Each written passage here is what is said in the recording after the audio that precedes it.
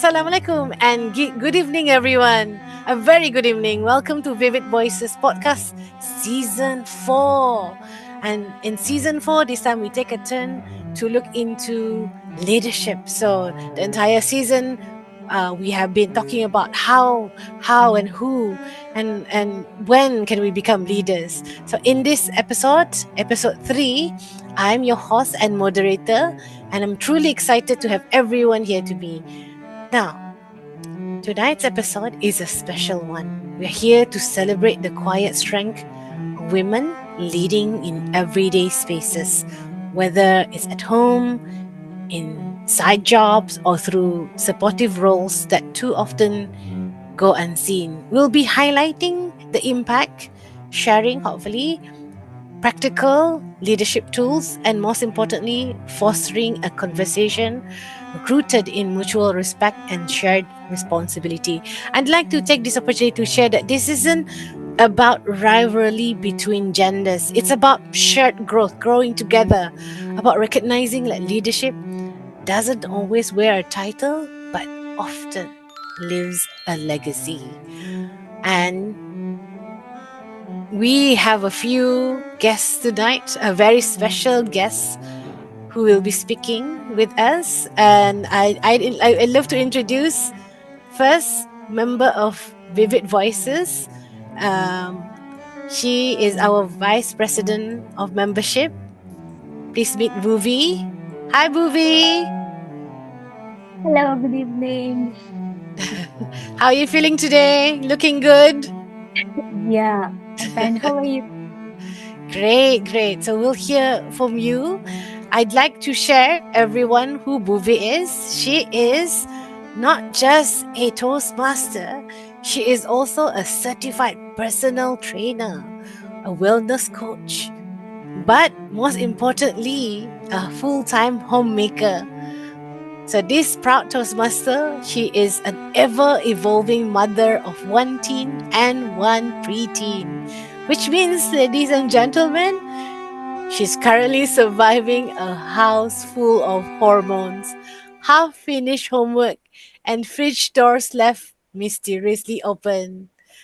So, whether she's guiding women through fitness transformation or guiding her family through daily chaos, she does it with heart, humor, and a remarkable ability to lead from background. So let's welcome the quietly confident, wonderfully witty, and deeply inspiring Toastmaster Bhuvi. We'll hear from you with the first topic. Yeah, Bhuvi? Thank you. Thank you so much. And we have a special guest tonight. May we welcome Noorussa'adah Haji Abdul Rani. Hi. Hello. What would you like to be introduced? You have so many names. Hero is one of them. It could be Ada or Oda. What would you like to be called? People prefer me as Ada. Yeah. Ada. God. In Malay, Ada means God. Yes, God. Is he there? Yes, God. God. Miss God. Let me read a bit of a biography for Ada, God. She is also known as Oda online at her Instagram ADAFIED, Ada Feed, right? She is a full-time homemaker and a mother of 3, including 2 autistic but most adorable children. When Ada is not carrying her formal title, her leadership speaks volume through action. From organizing donation drive during the pandemic to championing the rights of single mother, Ada shows up where it matters most. She's also an outspoken voice for child protection, raising awareness about the risks of grooming, both online and in real life. Her story reflects the strength of quiet, consistent care and how leadership, in its most powerful form, often begins at home and extend into the community. So we look forward to hearing more from Ada today. Thank you, Ada, for coming. Thank you. Fantastic. So without further ado, let me open my first question for the day. I'd like to offer this to both. Oh, it's gone. New laptop, guys. This is happens. This happens. Life happens. Who would like to take it first? We'll dive into and while my document is loading, I'd like to remind both Ada and Bhuvi this is a conversation among friends, not a formal interview. We'll explore the idea of leadership without titles, yeah, and how it shows up in your day to day, everyday life. We want to hear more of your story, your reflection. And don't worry about giving perfect answer. Think of Mhm. it as a space to affirm the values of your quiet leadership. Now that we've gotten all the objectives out of the way, I will have the first question on your leadership journey. Who'd like to speak first? Perhaps Bhuvi can start? Yeah, Mike? sure. Bhuvi, how has your understanding of leadership evolved through your life role, especially as a caregiver or a homemaker? Thank you so much for the question. For the longest time, I never saw myself as a leader. I thought leaders were those who sat in meetings, gave presentations, signed documents. Me, I was busy signing school forms, giving paracetamol dose, negotiating with a four-year-old over vegetables. I didn't lead them. I didn't lead teams, but I led toddlers and tantrums, sometimes both at the same time. But now when I look back and think, oh yes, I have led in every possible way. As a homemaker, I have played roles more than Netflix drama, nurse, cook, counselor, event planner, peace negotiator, Wi Fi fixer, all without a job title or a salary slip. I have moved cities and countries each time, packing not just bags, but my whole life. I didn't have a strategy meeting. I had an inner voice say, figure it out, Bhuvi. You have done it before. That's when I started understanding leadership isn't loud, it's quiet. It's that inner strength that says, I don't know how I'll do this, but I will. And somehow, somewhere along the way, I realized I still had dreams too. While raising my kids, I never stopped feeding the student inside me. I I I studied IELTS, scored 7.5, started classical dancing. Yes, at the age when most women say, my knee hurts, I was out there trying to do something very difficult. And then during post COVID, I hit a point where I said, I have kept everyone safe. Now let me take care of me. That's when I joined Toastmasters. I was nervous out of practice, but that first speech, it unlocked something in me. I saw leadership in a new way, not just as caring for others, but standing up for myself. Uh, then came fitness. I became a fitness trainer, not in my 20s, not when I was young and free, but in my 40s. When my body when my body had stories, my heart had battles, and my mind had clarity. Now I coach women like me, the ones who have poured so much into everyone else and finally want to pour a little into themselves. I don't just train bodies, I lift mindsets. So it's like, I don't say 3 sets of 12 reps. I say, you are much stronger than you think. To and that to me is similar to leadership. When someone trusts you with your journey and you walk with them. So if you ask me how leadership has evolved in my life, I would say it began in the kitchen, in hospitals, in school pickup lines, and then moved into dancing halls, exam rooms, Zoom calls, and now it lives in every woman I help rise. Leadership is, I think it's not a badge you wear, it's the voice inside you that says, I may not have all the answers, but I'll keep showing up for my people and for myself. And that's what I have done. From home to coaching, from fear to fire, still growing, still leading, one breath, one smile, one moment at a time. So, this is what leadership means to me, and according to my experience. Back to City. Oh, wow, Bhuvi, such an inspiring start. Leadership isn't just about guiding others, it's about having the uncanny courage to look inward to lead ourselves first. That quiet self awareness, that willingness to grow from the inside out is where I think real leadership begins. So I really resonate deeply with that, Bhuvi. Sometimes the strongest leaders are the ones doing the inner work, even when no one's watching. And I believe you just demonstrated what quiet power lives. Now, we welcome Ada, Miss God, with the same question. And where did the question go? The question disappeared.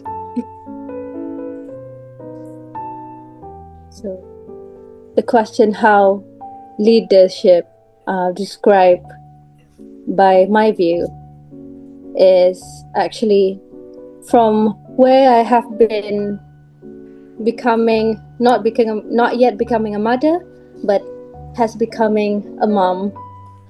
Back then, when I was still, single, still available, still looking for a spouse, I was quite lost.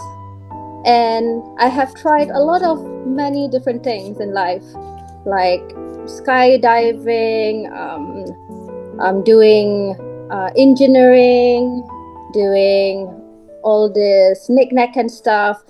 I juggle a lot of things. I do things just to fill in something in me where I feel that nobody I always see myself that nobody would appreciate me, as I am not what people typically see me as a leadership material.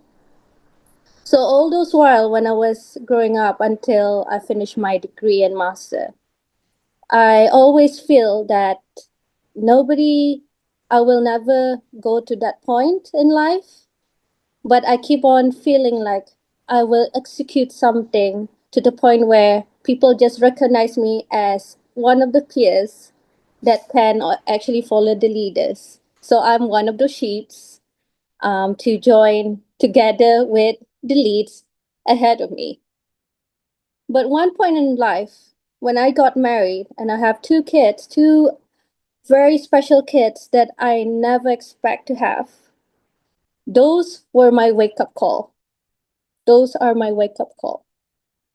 The reason why I say that, I never thought that um, the universe gonna give me two beautiful kids who are very challenging, that I never thought I can push myself to that limit to actually grow myself and to be so resilient to teach them in ways that I can never imagine as a mother. From there, I feel in that sense that hardship actually allures out from me. From things that I actually feel that I have a purpose, and without myself realizing, I have become a leader, the leader to people that actually needs them the most. I was a single mother back then for these two autistic kids, and I have posted myself in social media showing that I'm okay, even though deep in my heart it is a struggle, but I keep on showing it up in the public that I can do it, not because that I'm faking it, but to show that whatever you have in your life, you still can go through it with a smile. And that, for me, says a lot. If you keep an open mind, about those things, even though those little gossip about people, about them being negative, there's always a silver lining, or you know a little pot of gold over the rainbow. The reason why they keep on smiling is not because they're faking it, but it's just to show that they're strong to go through every obstacle in their lives, and they want other people who have similar experience with them, that they can relate, can feel the same. So in a way, I start to realize now I'm I'm a housemaker. It doesn't feel sad anymore. That stigma being a house mom isn't that bad after all. As long as you keep on being positive about it, you keep on pushing away those negative stigma out of you, you will see that other people can actually see right through those struggles, become things that are impressive in your life. So that is how I see leadership. People will follow you in ways that you never expect. So thank you, Sunny. That's all I can talk. Sunny, you are muted. Hi. Thank you for reminding. Ada, what you shared just now was beyond powerful. It really, really did move me. Your ability to keep on showing up through real hardship with that uncanny strength and quiet purpose. Again, beyond powerful. That smile, that the beautiful smile that you carry isn't for sure, guys. It's a message that says, I'm still here, and so can you be. I hear you. I hear you. And that brings me to the next question, to Bhubi this time again. Bhubi, what does leadership what does leadership look like when no one is watching?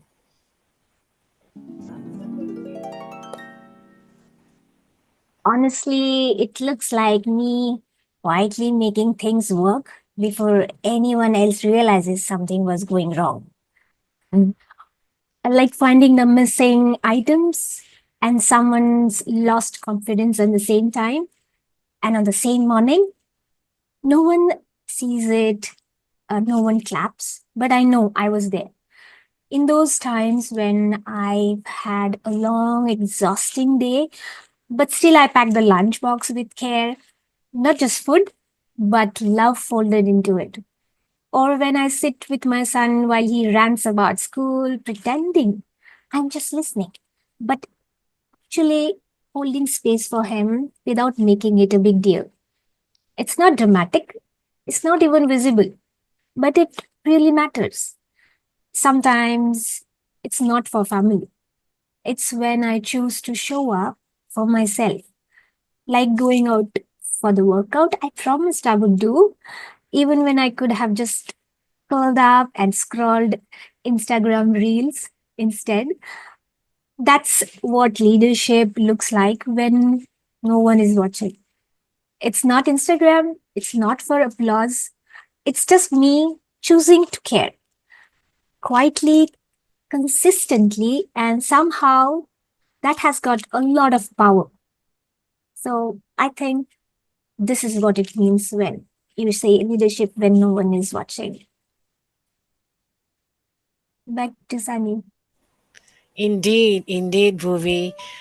There is a saying I remember because I'm gonna go flying off soon. Put on, remember the safety reminder? Put your oxygen mask before putting it on others, and that's exactly how quiet leaders such as yourself shows up in a way that before I can look after everyone else, I have to look after myself. So being a leader first to ourselves rather than putting on the oxygen mask to everyone else while you're having difficulty in breathing. So I hear you. I hear Bhuvi. Thank you for sharing. Miss Ada, Miss Gut, can you share a moment where something you did quietly made a lasting impact? Quietly.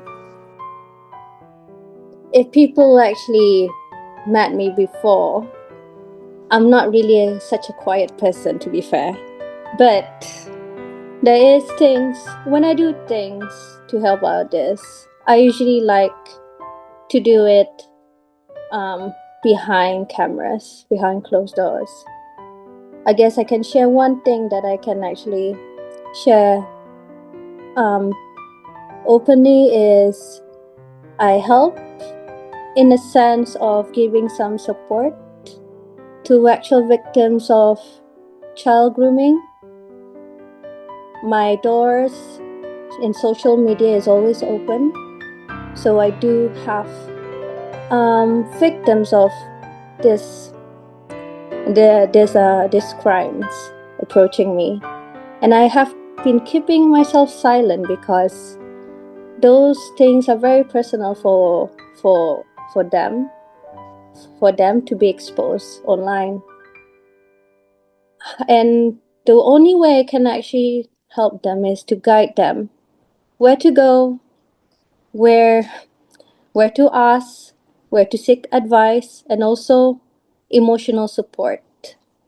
Because unfortunately, when you never know that you're going to become a victim of these things.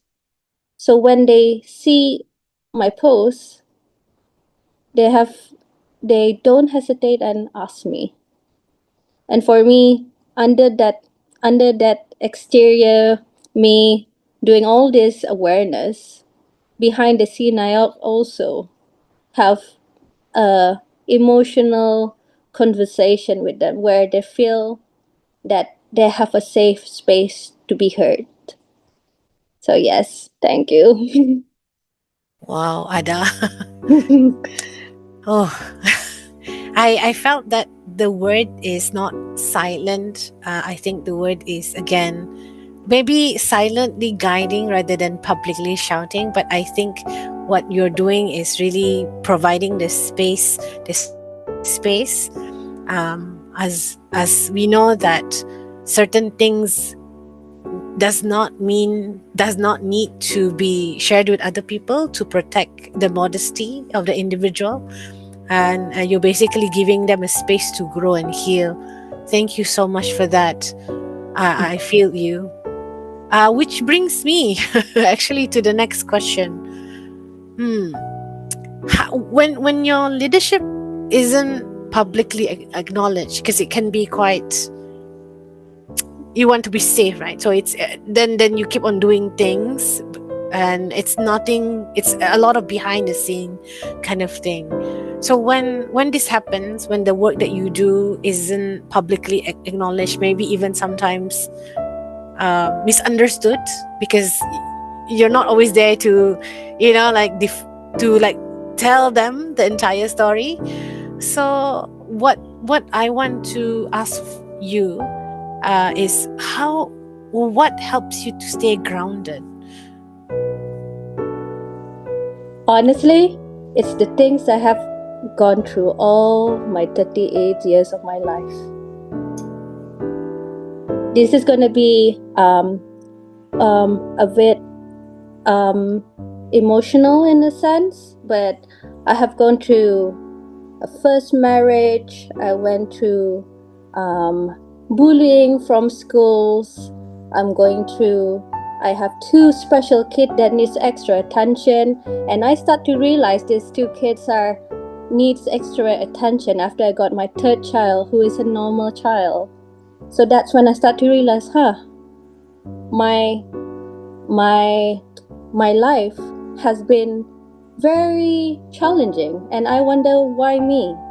And that's why I wonder why I have gone through all these things and I'm still here. And that's when I start to realize not many people can actually go through what I go through. Not many people can survive what I have gone through. And that's when I start to feel that if I can live up until to this day, then that means I am capable to lead. I am capable to lead in my home. I am capable to seek support.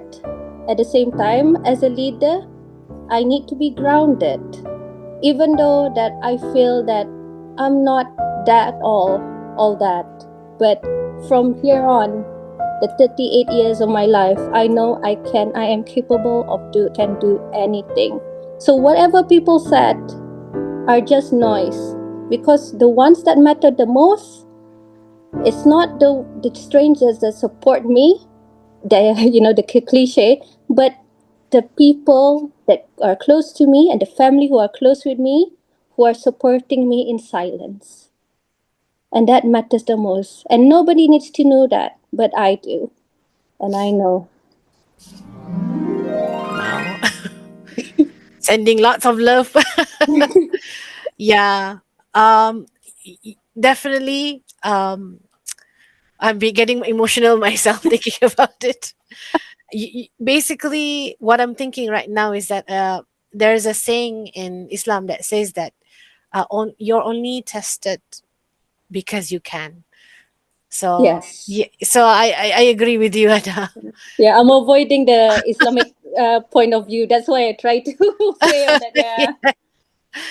See it from a culture or Yeah. guidance perspective, faith Yeah, rather faith, than faith. religion. Yeah. Yeah. But yeah, that's what I felt, that we are tested because we can't, and we're tested not just in difficulty, and what you've gone through is by no means normal. It's really really extraordinary, but we are also tested when we're happy and when we're in a good place. So I'd like to hear, Bhuvi, how do you balance nurturing others and staying true to yourself?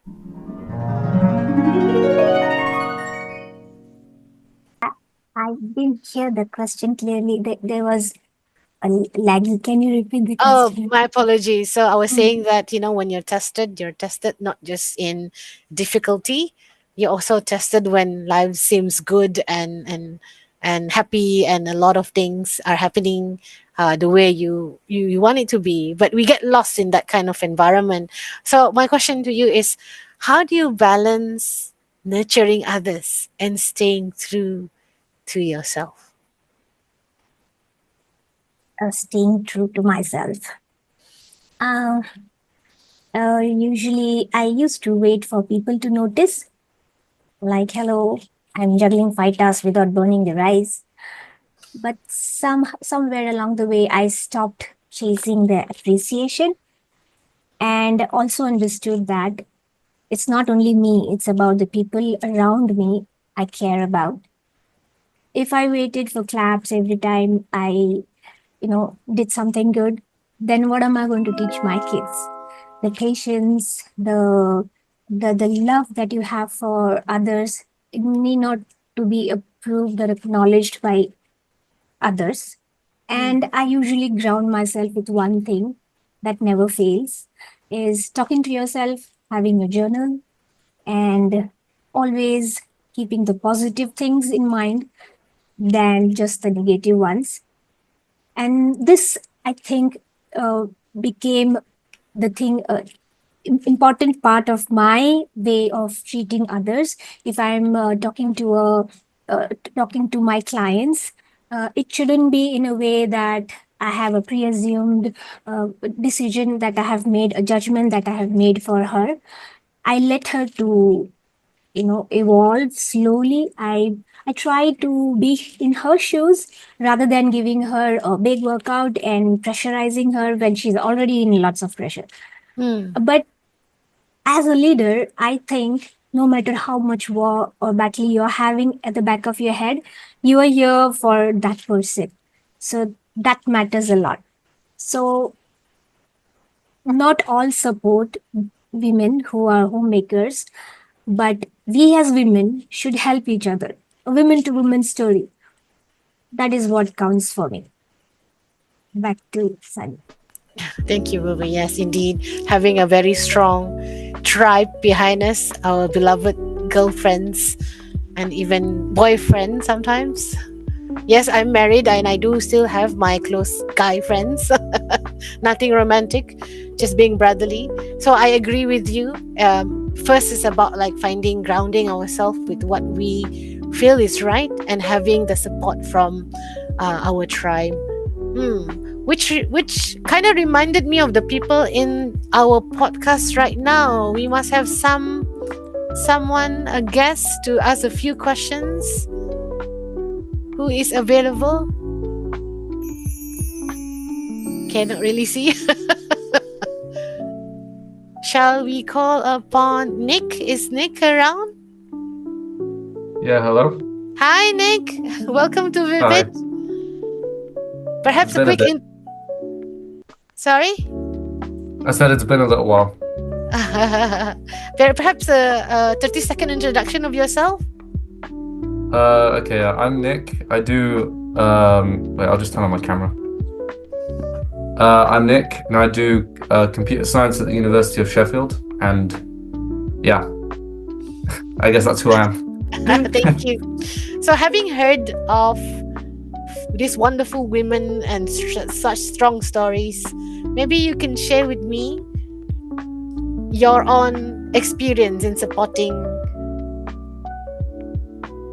Yeah, I think I agree with a lot of the stuff with like earlier when Ada was talking about how she supports a lot of people with like silently supporting people in the sense that you don't always need to like ask for appreciation. Yeah, a lot of the appreciation is generated inside of yourself, and it's very beautiful, I think. Great.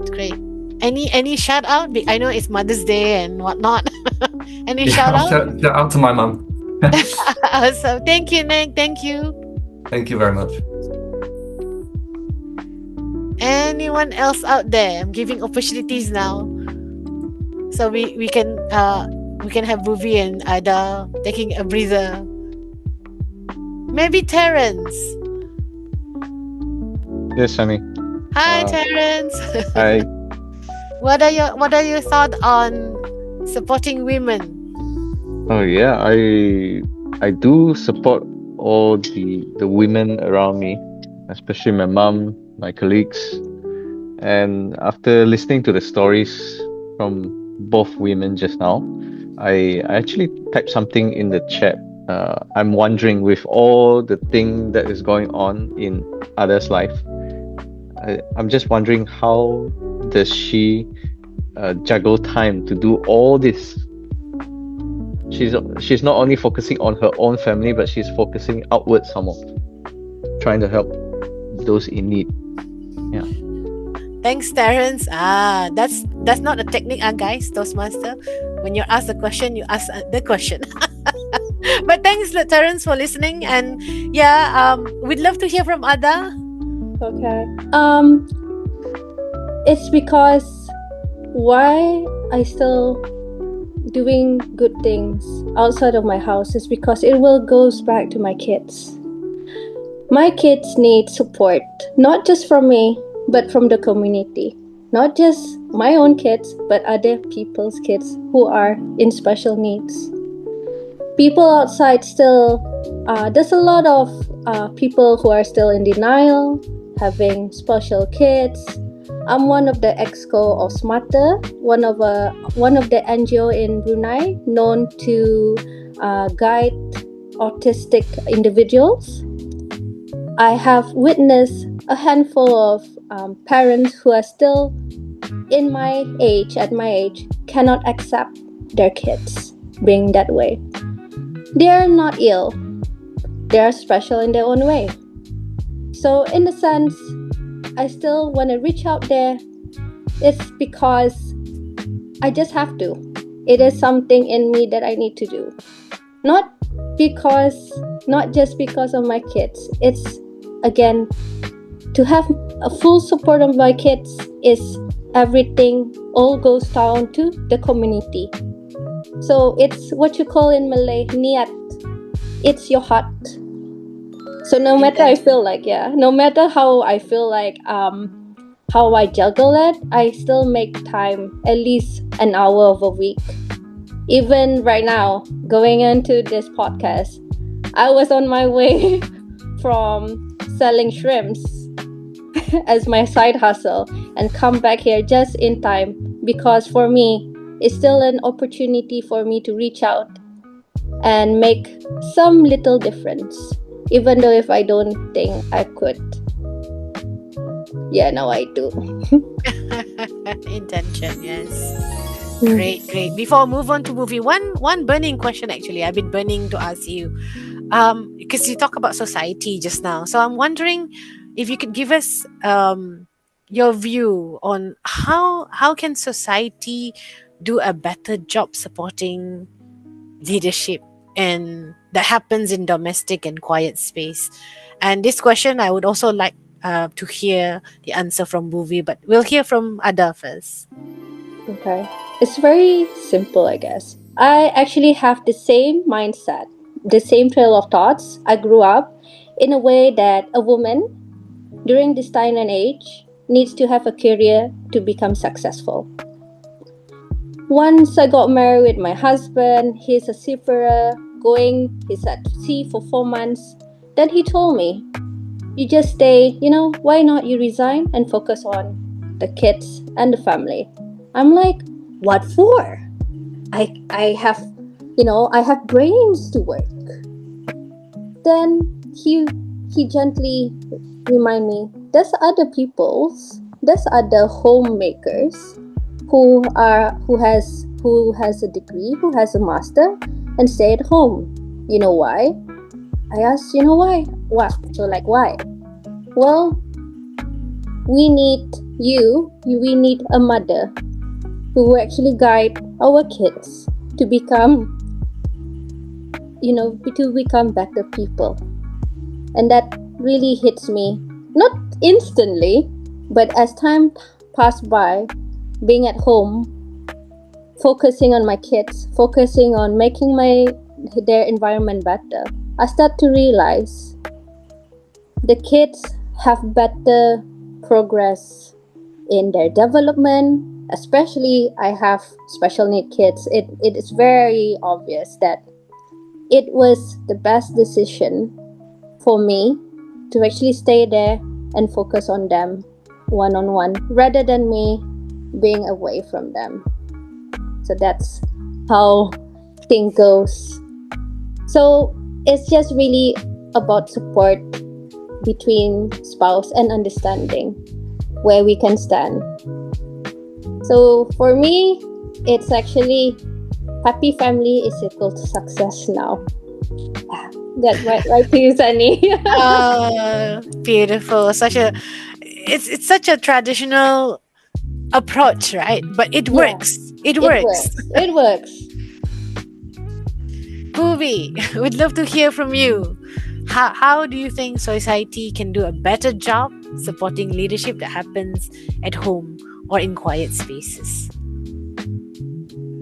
I don't expect grand gestures. I don't need everyone standing up and saying, look, she's doing amazing things. What I really hope is giving me space. Space to grow, space to make mistakes, space to be more than just one role. From my family, I think I just want them to believe in me when I say I need this time. This is my goal. This is version of me. I need my time. I need me time. Because when a woman chooses to grow, she's not leaving the family behind.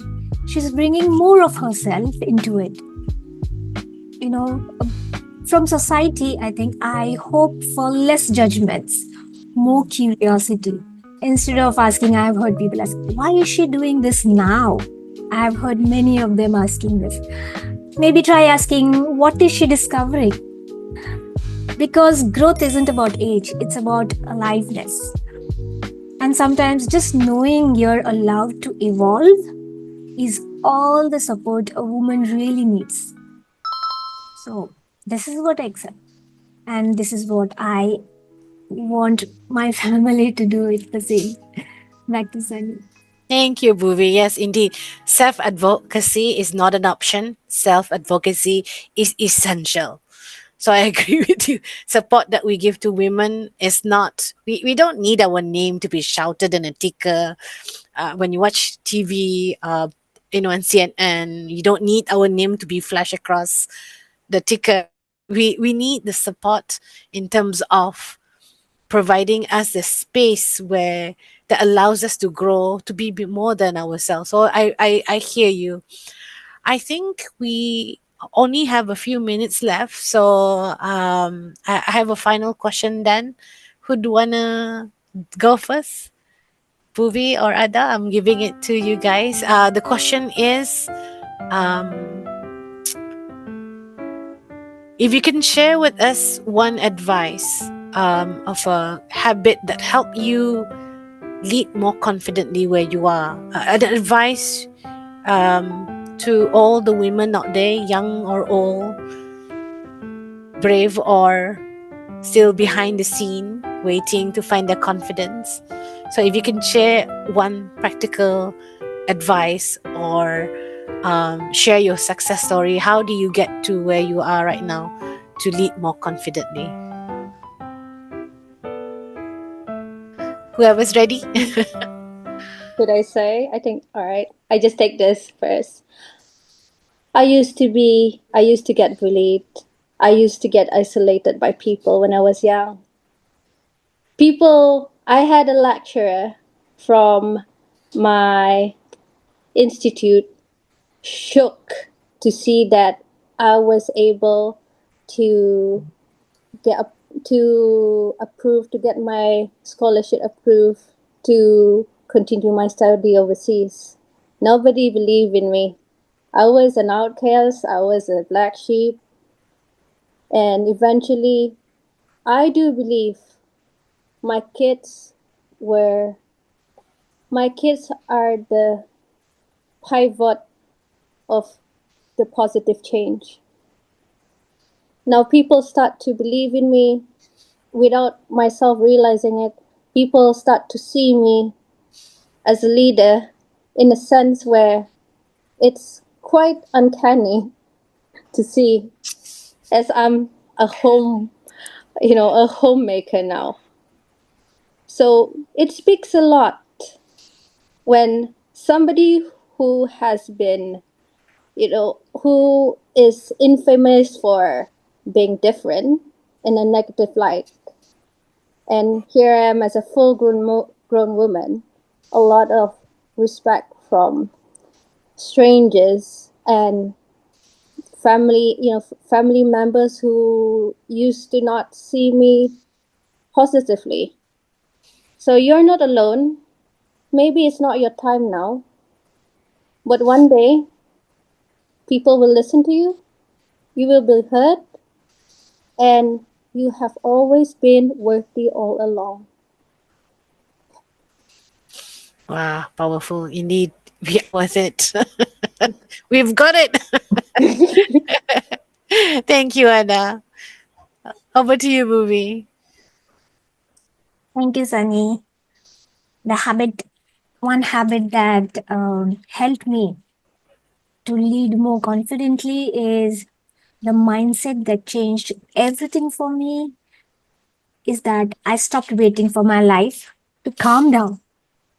Because honestly, packing between school bags, cooking, replying to client messages, drying someone's PTO uniform at the last minute, I realized calm is luxury, but action, that's a choice.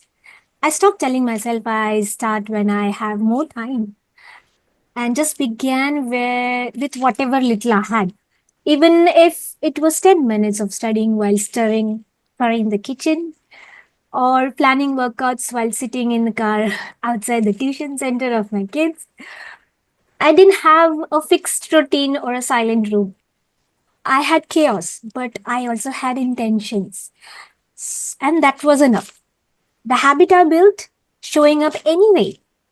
Even if my hair is oily, the gas is leaky, my son was asking me last minute questions from a syllabus I don't understand. Confidence didn't come because life was easier for me. It came because I kept moving even when it wasn't. So for me, showing up is what have made my mind shift. Back to Sunday. Thank you, Bhuvi. Fantastic. I'm gonna steal that lamb. Come is luxury, action is a choice. Beautiful. Simply beautiful. Now, before I end the podcast, I would like you, both of you, to think if there is one advice you want to give to your young self. I know Ada has sort of like mentioned it just now, but this is your final chance to remind everyone the key takeaway. And I like it. I like for you to try to put it in this set. Put it in an advice to the young you. Maybe just one sentence. What would it be?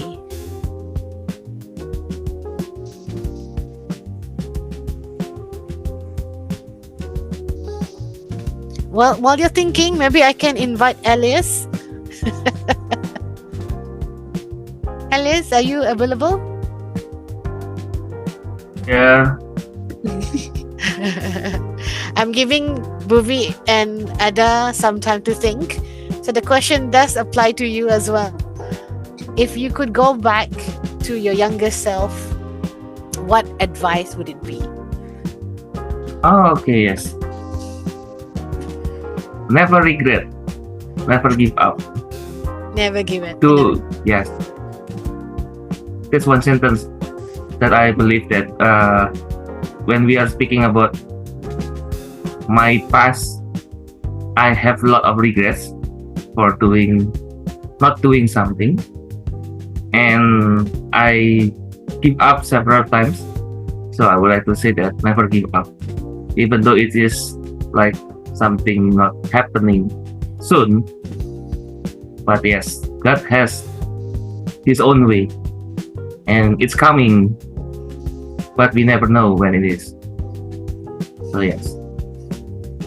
Thank you, Elias. Thank you for showing up. Now, if Ada's and Bhuvi's not ready yet, I'd like to ask this question to Kirsty because she mentioned it in the chat group. Hi, Sunny. Hello.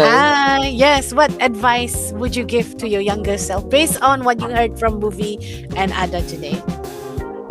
So while Sunny was asking this question, I actually thought of this a long time ago because I was talking to Nick about it the other day, and I was telling him like I should have trust myself more in doing things, like because in the past when I was young, like I have always wanted to dream big and do things. So but I was really unsure about things, like I always really doubt myself, and because of that sometimes I don't go and reach out and do things. Like I'll be like, oh, this won't happen, like, oh, this won't happen, that won't happen, to the point that it actually stopped me from actually wanting to do things, which is very scary because you want to move forward, you don't want to move backwards. So what I would say is that you have to be able to achieve things that you want to achieve, you have to first of all advocate for yourself so that you can get the opportunities you want to achieve what you want. That's what I would say. And yeah, Great. I hope you guys can hear me now. No, we got it. Thank you, Kirsty. Bhuvi, I hear answer in her. I hear Ada's answer in her as well.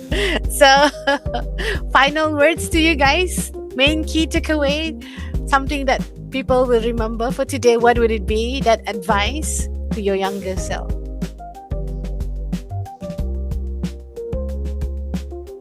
Who is gonna answer it first? Okay.